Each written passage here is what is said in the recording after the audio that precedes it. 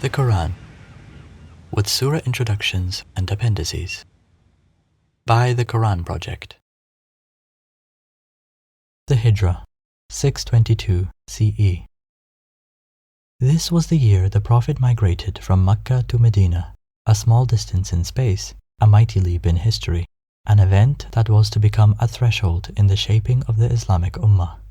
This is why the Muslims date their calendar from the Hijrah, and not from the start of revelation or from the birth of the Prophet. In Quba, 10 kilometers outside Medina, the Prophet made his first stopover. Here, he built the first masjid. Here, he also made his first public address. Spread peace among yourselves. Give away food to the needy. Pray while people sleep, and you will enter paradise, the house of peace. 3 days later, the Prophet entered Medina. Men, women, children, the entire populace came out on the streets and jubilantly welcomed him. Never was there a day of greater rejoicing and happiness. The Prophet has come! The Prophet has come! Sang the little children. The first thing that the Prophet did after arriving in Medina was to weld the muhajirs, or emigrants, and the hosts, called the ansar, or helpers, into one brotherhood. Still today, this brotherhood remains the hallmark of the Muslims. One person from the emigrants was made the brother of one from among the helpers, creating a bond stronger than blood. The helpers offered to share equally all that they possessed with their new brothers. Brotherhood. So, the Muslims were forged into a close-knit community of faith and brotherhood, and the structure of their society was being built. The first structure was also raised. This was the masjid, the building dedicated to the worship of one God, called Masjid an-Nabi, the Prophet's Masjid. Since then, the masjid has also remained the hallmark of the Muslims' collective and social life, the convenient space for the integration of the religious and political dimensions of Islam, a source of identification, a witness to Muslim existence. At the same time, steps were taken and required institutions built to integrate the entire social life around the center and pivot of the worship of one God.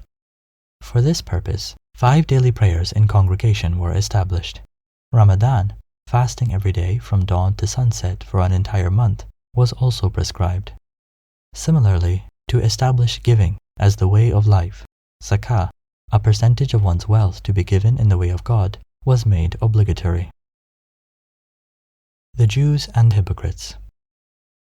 In the first year of his reign at Medina, the Prophet made a solemn treaty with the Jewish tribes, which secured to them rights of citizenship and full religious liberty in return for their support of the new state. But their idea of a prophet was one who would give them dominion, not one who made the Jews who followed him brothers of every Arab who might happen to believe as they did. When they realized that they could not use the Prophet for their own ends, they tried to shake his faith and his mission and to seduce his followers, behavior in which they were encouraged secretly by some professing Muslims who considered they had reason to resent the Prophet's coming, since it robbed them of their local influence. In the Medinan surahs, there is frequent mention of these Jews and hypocrites. The first expeditions. The Prophet's first concern as ruler was to establish public worship and lay down the constitution of the state. But he did not forget that Quraysh had sworn to make an end to his message, nor that he had received command to fight against them till they ceased from persecution. After 12 months in Medina, several small expeditions went out, led either by the Prophet himself or other migrants for the purpose of reconnoitering and of dissuading other tribes from siding with Quraysh. One of the other purposes of those expeditions may have been to accustom the Meccan Muslims to engage with enemy forces. For 13 years they had been strict pacifists, and it is clear from several passages of the Qur'an that many of them disliked the idea of fighting and had to be inured to it. The Campaign of Badr. In the second year after Hijrah, the Meccan merchants' caravan, which had the confiscated possessions of what the Muslims had left in Mecca, was returning from Syria as usual by a road which passed not too far from Medina. As its leader Abu Sufyan approached the territory of Medina, he heard of the Prophet's plan to capture the caravan. At once, he sent a camel rider towards Mecca, who arrived in a worn-out state and shouted frantically from the valley to Quraysh to hasten to the rescue unless they wished to lose both wealth and honor. A force of 1,000 strong was soon on its way to Medina, less, it would seem, with the hope of saving the caravan than with the idea of punishing the raiders, since the Prophet might have taken the caravan before the relief force started from Mecca. Did the Prophet ever intend to raid the caravan? In Ibn Hisham, in the account of the Tabuk expedition, it is stated that the Prophet on that one occasion did not hide his real objective. The caravan was the pretext in the Campaign of Badr. The real objective was the Meccan army. He had received command to fight his persecutors, and with the promise of victory he was prepared to venture against any odds, as was well seen at Badr. But the Muslims, ill-equipped for war, would have despaired if they had known from the first instance that they were to face a well-armed force 3 times their number. The army of Quraysh had advanced more than halfway to Medina before the Prophet set out. All 3 parties, the army of Quraysh, the Muslim army, and the caravan, were heading for the water of Badr. Abu Sufyan, the leader of the caravan, heard from one of his scouts that the Muslims were near the water and turned back to the coast plain, leaving the Muslims to meet the army of Quraysh by the well of Badr. Before the battle, the Prophet was prepared, still further, to increase the odds against him. He gave leave to all the natives of Medina, the Ansar, to return to their homes unreproached, since their oath did not include the duty of fighting in the field. But the Ansar were only hurt by the suggestion that they could possibly desert him at a time of danger. The battle went at first against the Muslims, but against the odds, with a much weaker army, they were victorious. The victory of Badr gave the Prophet new prestige among the Arab tribes, but thenceforth there was the feud of blood between Quraysh and the Islamic State, in addition to the old religious hatred. Those passages of the Qur'an which refer to the Battle of Badr give warning of much greater struggles yet to come.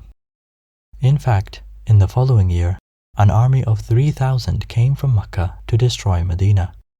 The Prophet's first idea was merely to defend the city, a plan of which Abdullah ibn Ubay, the leader of the hypocrites, Muslims by name only, strongly approved.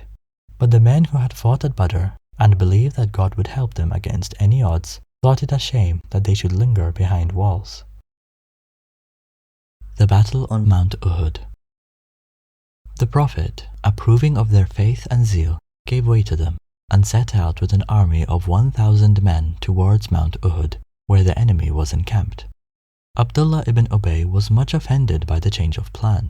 He thought it unlikely that the Prophet really meant to give battle in conditions so adverse to the Muslims, and was unwilling to take part in a mere demonstration designed to flatter the Muslims.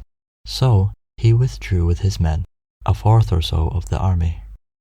Despite the heavy odds, the battle on Mount Uhud would have been an even greater victory than that at Badr for the Muslims, but for the disobedience of a band of 50 archers whom the Prophet set to guard a pass against the enemy cavalry. Seeing their comrades victorious, these men left their post, fearing to lose their share of the spoils. The cavalry of Quraysh rode through the gap and fell on the exultant Muslims. The Prophet himself was wounded, and the cry arose that he was slain, till someone recognized him and shouted that he was still living, a shout to which the Muslims rallied. Gathering round the Prophet, they retreated, leaving many dead on the hillside. On the following day, the Prophet again ventured forth with what remained of the army, with the intention that the Quraysh might hear that he was in the field, and so might perhaps be deterred from attacking the city. The stratagem succeeded, thanks to the behavior of a friendly Bedouin, who met the Muslims and conversed with them, and afterwards met the army of Quraysh. Questioned by Abu Sufyan, he said that Muhammad was in the field, stronger than ever, and thirsting for revenge for yesterday's affair. On that information, Abu Sufyan decided to return to Mecca. Massacre of Muslims. The reverse which they had suffered on Mount Uhud lowered the prestige of the Muslims with the Arab tribes, and also with the Jews of Medina. Tribes which had inclined towards the Muslims now inclined toward the Quraysh. The Prophet's followers were attacked and murdered when they went abroad in little companies. Qubayb, one of his envoys, was captured by a desert tribe and sold to Quraysh, who tortured him to death in Mecca publicly. Expulsion of Banu-Nadheer. The Jews, despite their treaty, now hardly concealed their hostility. They even went so far in flattery of Quraysh as to declare the religion of the pagan Arabs superior to Islam. the Prophet was obliged to take punitive action against some of them. The tribe of Banu-Nadheer was besieged in their strong towers, subdued, and forced to emigrate. The hypocrites had sympathized with the Jews and secretly egged them on. The War of the Trench.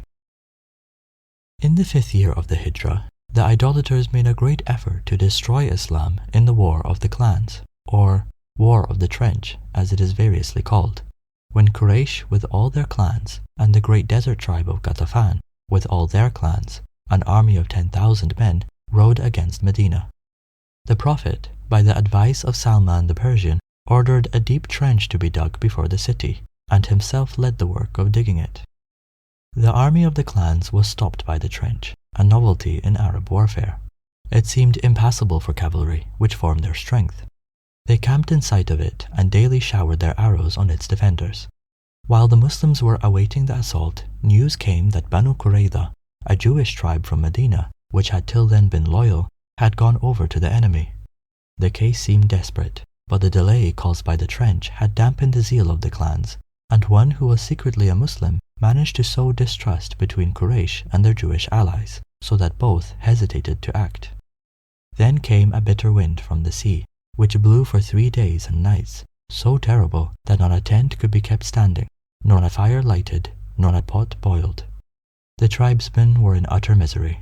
At length, one night, the leader of Quraysh decided that the torment could be borne no longer, and gave the order to retire. When Ghatafan awoke the next morning, they found Quraysh had gone, and they too took up their baggage and retreated. Punishment of Banū Quraythah. On the day of the return from the trench, the Prophet ordered war on the treacherous Banū Quraythah, who, conscious of their guilt, had already taken to their towers of refuge. After a siege of nearly a month, they had to surrender unconditionally. They only begged that they might be judged by a member of the Arab tribe of which they were adherents. The Prophet granted their request, but the judge, upon whose favor they had counted, condemned their fighting men to death, their women and children to slavery. Early in the 6th year of the Hijrah, the Prophet led a campaign against the Bani al-Mustalik, a tribe who were preparing to attack the Muslims. Al-Hudaybiyah. In the same year, the Prophet had a vision in which he found himself entering the holy place at Mecca unopposed. Therefore, he was determined to attempt the pilgrimage. Attired as pilgrims and taking with them the customary offerings, a company of 1,400 men journeyed to Mecca. As they drew near the Holy Valley, they were met by a friend from the city, who warned the Prophet that Quraysh had put on their leopard skins, the badge of valor, and had sworn to prevent his entering the sanctuary. Their cavalry was on the road before him. On that, the Prophet ordered a detour through mountain gorges, and the Muslims were tired out when they came down at last into the valley of Mecca and encamped at a spot called Al-Hudaybiyah. From here, he tried to open negotiations with Quraysh to explain that he came only as a pilgrim. The first messenger he sent towards the city was maltreated and his camel hamstrung. He returned without delivering his message. Quraysh, on their side, sent an envoy which was as threatening in manner and very arrogant. Another of their envoys was too familiar and had to be reminded sternly of the respect due to the Prophet. It was he who, on his return to the city, said, "I have seen Caesar and Khosros in their pomp, but never have I seen a man as honored as Muhammed is honored by his comrades." The Prophet sought some messenger who would impose respect. Uthman was finally chosen because of his kinship with the powerful Umayyad family. While the Muslims were awaiting his return, the news came that he had been murdered. It was then that the Prophet, sitting under a tree in Al-Hudaybiyah, took an oath from all his comrades that they would stand or fall together. After a while, however, it became known that Uthman had not been murdered. A troop that came out from the city to molest the Muslims in their camp was captured before they could do any hurt and brought before the Prophet, who forgave them on their promise to renounce hostility. Truce of Al-Hudaybiyah. Then, proper envoys came from Quraysh. After some negotiation, the Truce of Al-Hudaybiyah was signed. For 10 years, there were to be no hostilities between the parties. The Prophet was to return to Medina without visiting the Kaaba, but in the following year he might perform the pilgrimage with his comrades, Quraysh promising to evacuate Mecca for 3 days to allow of his doing so. Deserters from Quraysh to the Muslims during the period of the truce were to be returned, not so deserters from the Muslims to Quraysh. Any tribe or clan who wished to share in the treaty as allies of the Prophet might do so, and any tribe or clan who wished to share in the treaty as allies of Quraysh might do so. There was dismay among the Muslims at these terms. They asked one another, "Where is the victory that we were promised?" It was during the return journey from Al-Hudaybiyah that the Sūrah entitled The Conquest, Sūrah 48, was revealed. This truce proved, in fact, to be the greatest victory that the Muslims had till then achieved.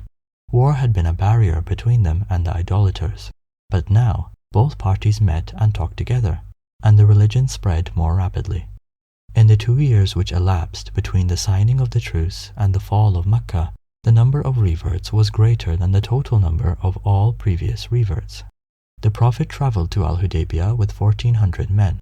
2 years later, when the Meccans broke the truce, he marched against them with an army of 10,000. The Campaign of Khaybar. In the 7th year after the Hijrah, the Prophet led a campaign against Khaybar, the stronghold of the Jewish tribes in North Arabia, which had become a hornet's nest of his enemies. The forts of Khaybar were reduced one by one, and the Jews of Khaybar became thenceforth tenants of the Muslims, until the expulsion of the Jews from Arabia in the Caliphate of Umar. On the day when the last fort surrendered, Ja'far, son of Abu Talib, the Prophet's first cousin, arrived with all those who remained of the Muslims who had fled to Abyssinia to escape from persecution in the early days. They had been absent from Arabia for 15 years. It was at Khaybar that a Jewess prepared for the Prophet poisoned meat, of which he only tasted a morsel without swallowing it, and then warned his comrades that it was poisoned. One Muslim, who had already swallowed a mouthful, died immediately, and the Prophet himself, from the mere taste of it, derived the illness which eventually caused his death. The woman who had cooked the meat was brought before him. When she said that she had done it on account of the humiliation of her people, he forgave her.